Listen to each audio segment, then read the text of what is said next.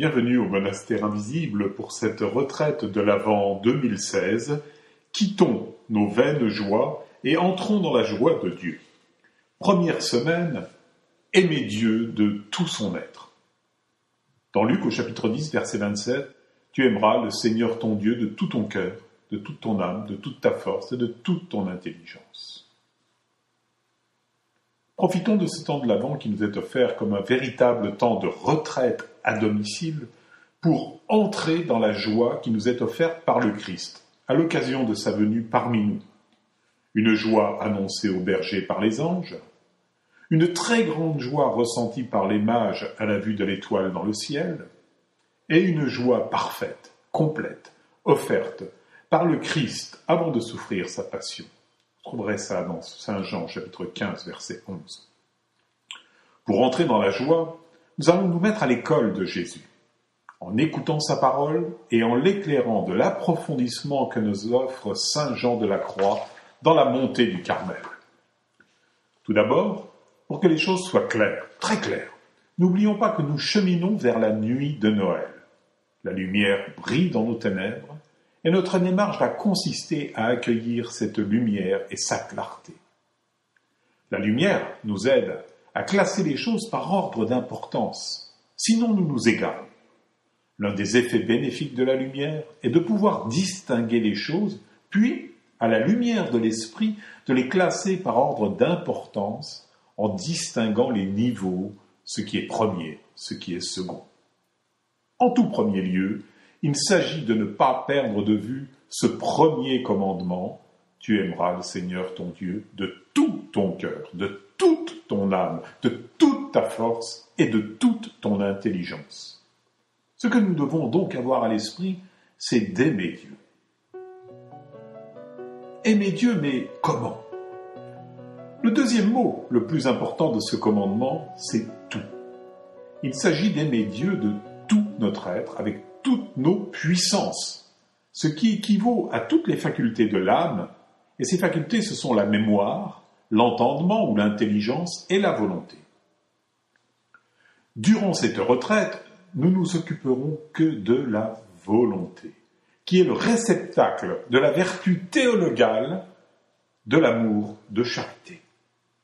Grâce à cela, nous pourrons comprendre et prendre conscience qu'aimer est un acte de la volonté et non pas uniquement, comme on le croit souvent, une affaire de sentiment.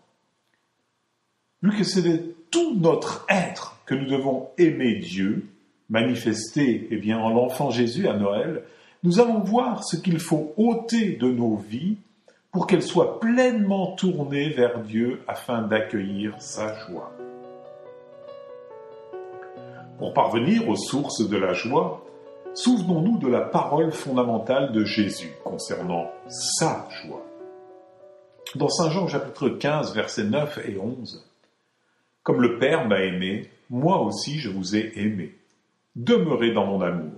Si vous gardez mes commandements, vous demeurerez dans mon amour, comme moi, j'ai gardé les commandements de mon Père, et je demeure dans son amour. Je vous ai dit cela pour que ma joie soit en vous, et que votre joie soit parfaite. » Nous voyons qu'il y a un conditionnel pour que sa joie, la joie du Christ, soit en nous. Garder ses commandements. Ce qui se résume parfaitement dans le fait de l'aimer de tout notre être. Si nous faisons cela, nous recevrons la joie du Christ. Or, cette joie du Christ est une joie parfaite, une joie complète, selon les traductions. Car le mot grec « pléro » évoque la plénitude, l'accomplissement, être rempli à ras-bord. Comment nous y prendre pour aimer Dieu de tout notre être ? Il nous faut tout d'abord lever un certain nombre d'obstacles dans nos pensées. Se dire que, est-ce bien raisonnable ? Aimer un peu Dieu, c'est déjà mieux que rien. L'aimer beaucoup, mais ça ne suffit pas. C'est déjà pas mal, non ? L'aimer totalement, mais c'est bon pour les saints, les moines, les bonnes sœurs, ou les mystiques tendances mystico-dingo, mais pas pour des gens raisonnables.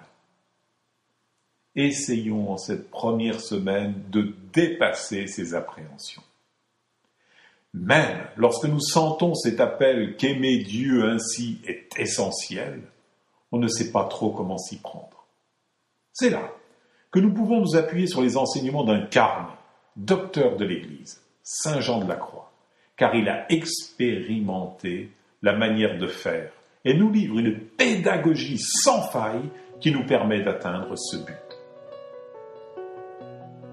Comme le souligne Thérèse d'Avila, elle aussi docteur de l'Église, en vertu de sa propre expérience, elle nous dit dans le château de l'âme, dans les 4e demeures, « Nous endurons de terribles épreuves parce que nous ne nous comprenons pas. » De là viennent les afflictions dans lesquelles beaucoup de personnes tombent.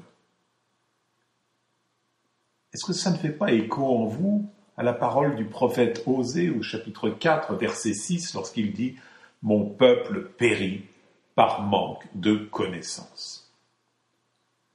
Pour mieux nous comprendre, avoir une notion de base de la physiologie de notre âme est nécessaire à ce stade. Alors pour faire simple et pratique, disons que nous sommes dotés premièrement de sens extérieurs, deuxièmement de sens intérieurs et troisièmement de puissance ou de faculté. Nos sens extérieurs, on va comprendre que c'est assez simple. Ce sont nos 5 sens qui nous mettent en relation avec le monde. La vue, l'ouïe, l'odorat, le goût et le toucher. Quant à nos sens intérieurs, ils filtrent tout ce que nous percevons par nos sens extérieurs, et nous avons notamment 3 sens intérieurs, la mémoire, l'imagination et la fantaisie, nous dit Saint Jean de la Croix. Bon, pour les amateurs d'informatique, c'est ce que nous pourrions appeler la mémoire vive, qui peut se remplir au point d'être saturée et empêcher un certain nombre d'opérations de se réaliser ou de programmes de fonctionner. Quant à nos puissances, aux facultés de l'âme, nos sens intérieurs alimentent ces puissances. Elles sont au nombre de 3. La mémoire, qui n'est pas de même nature que la mémoire en tant que sens intérieur, l'entendement ou l'intelligence et la volonté. Ces 3 puissances sont le réceptacle des 3 vertus théologales. Dans l'entendement vient la foi, dans la mémoire vient l'espérance, et dans la volonté vient la charité. Connaître cela permet d'avancer plus facilement dans la compréhension de notre être. Tout comme connaître les mécanismes physiologiques et biologiques du corps nous ont permis de faire de la prévention et de guérir de nombreuses affections. Pour parachever cette approche physiologique du fonctionnement de notre âme, celle-ci est sous l'emprise de 4 passions naturelles. La première passion, c'est la joie. La seconde, c'est l'espérance. La troisième, c'est la crainte. Et la 4e, c'est la souffrance. En ce temps de l'Avent, nous ne prendrons en compte que la première des passions de l'âme, la joie. Dans la définition que nous donne Saint Jean de la Croix, nous voyons le lien entre joie et volonté lorsqu'il énonce que la joie est ce que cherche la volonté en aimant. La joie est ce que cherche la volonté en aimant.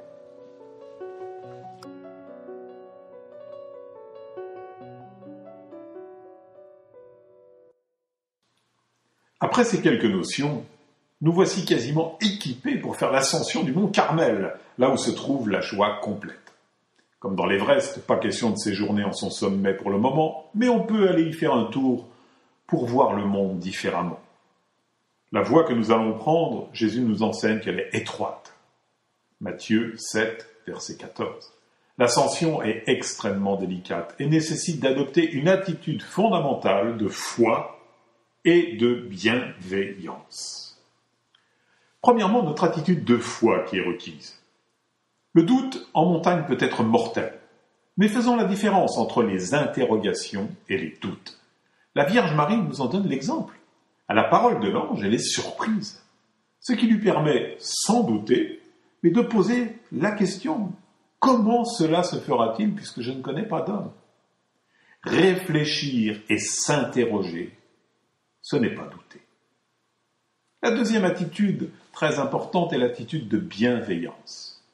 Armons-nous de cette bienveillance qui nous fait accueillir d'un cœur et d'un esprit ouverts des propos qui peuvent nous déconcerter, voire nous choquer. Les voix de Dieu sont déconcertantes. Si on ne les trouve pas telles, interrogeons-nous pour savoir si nous sommes vraiment dans les voies de Dieu. Le peuple d'Israël, à qui est promis une grande joie, est déconcerté. Il attendait un roi de gloire, et ce fut un Galiléen qui est né dans une mangeoire. Il attendait un Messie de gloire, et ce fut un Messie souffrant. Préparons-nous donc à être déconcertés par le chemin que nous allons prendre. Nous allons choisir de sortir des sentiers battus, mais guidés par un maître spirituel incontesté, Saint Jean de la Croix. À tous, bon chemin de l'Avent, et qu'ensemble nous parvenions à accueillir la joie de Dieu. Pour prolonger ce temps de préparation à Noël, en cette première semaine, je vous propose 3 sujets de méditation.